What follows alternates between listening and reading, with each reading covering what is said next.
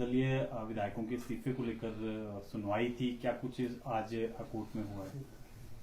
देखिए, यद्यपि इस मामले में प्रदेश सरकार पार्टी नहीं है तथा ये मामला माननीय स्पीकर विधानसभा तथा निर्दलीय विधायकों के मध्य में है, परंतु जनता की जानकारी के लिए आपके माध्यम से हिमाचल वासियों की और देशवासियों की जानकारी के लिए जो न्यायालय की प्रोसीडिंग्स में आज जो इंडिपेंडेंट एमएलएज हैं उनके एडवोकेट ने अपने आर्गुमेंट्स कंप्लीट किए और माननीय स्पीकर जी की तरफ से आर्गुमेंट्स अभी चल रहे हैं। तो मामले की कार्रवाई है मंगलवार, आने वाले मंगलवार को 4:15 बजे पुनः शुरू होगी, जहां माननीय स्पीकर साहब के अधिवक्ता महोदय अपनी आर्गुमेंट्स, अपनी दलीलें रखेंगे। कोई आज निर्देश कोर्ट की तरफ से कुछ दिए गए हों या इसमें कोई किसी को नोटिस या पुरानी ही अभी तक जो नहीं, इसमें कोई किसी प्रकार का कोई निर्देश नहीं, सिंपल एडजर्नमेंट हुई है। परंतु एक जनमानस में प्रश्न आवश्यक खड़ा है और ये प्रश्न कंटिन्यूअसली सारे पूछ रहे हैं कि जो इंडिपेंडेंट विधायक हैं वो क्यों इस्तीफा देंगे।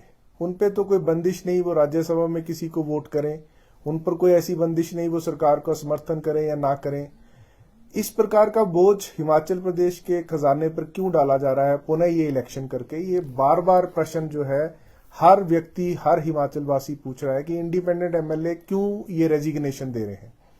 तो जो कानूनी व्यवस्था है उसमें स्पीकर साहब के पास आर्टिकल 190 में ये अधिकार है कि अगर उन्हें प्रथम दृष्टया भी ये लगता है कि रेजिग्नेशन वॉलंटरी नहीं है, उसमें बहुत शब्द बिल्कुल लिखा है नॉट वॉलंटरी, अगर वो वॉलंटरी नहीं है तो वो इंक्वायरी कर सकते हैं, उसमें पूछताछ कर सकते हैं।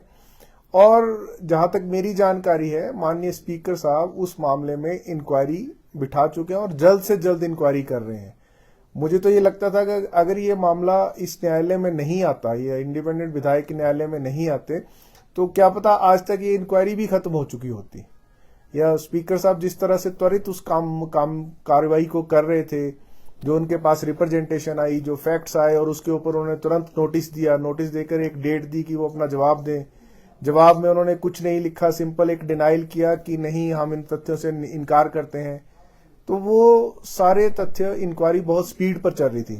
परंतु जब मामला उच्च न्यायालय में, जिसको हम कहते हैं कि अब पेंडिंग हो गया है, तो उसके पश्चात माननीय स्पीकर साहब का जो भी कार्रवाई करेंगे, जिस प्रकार से भी कार्रवाई करेंगे, वो उनको पूर्ण अधिकार है।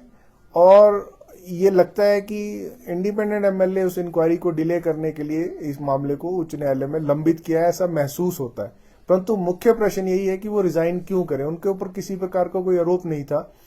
तो जो हिमाचल प्रदेश सरकार पर इस पुनः चुनाव जो करवाए जा रहे हैं उनकी मर्जी से, उनकी विम्स एंड फैंसी पे रिजाइन करने से, वो एक बहुत बड़ा यक्ष प्रश्न है जो हिमाचल की जनता को अपने ध्यान में रखना है। सर, आपने कहा कि सरकार को पार्टी नहीं बनाया गया, पार्टी जो है वो स्पीकर साहब को बनाया गया, उनकी तरफ से आज वीडियो कॉन्फ्रेंस जुड़े थे? हाँ जी, स्पीकर साहब की तरफ से माननीय सीनियर एडवोकेट कपिल सिब्बल जी और उनके साथी एडवोकेट्स वीडियो कॉन्फ्रेंस के माध्यम से ही आर्ग्यूमेंट्स कर रहे थे और अगली मंगलवार को भी एक्सपेक्टेड है कि वो वीडियो कॉन्फ्रेंस से ही आर्ग्यूमेंट्स करेंगे।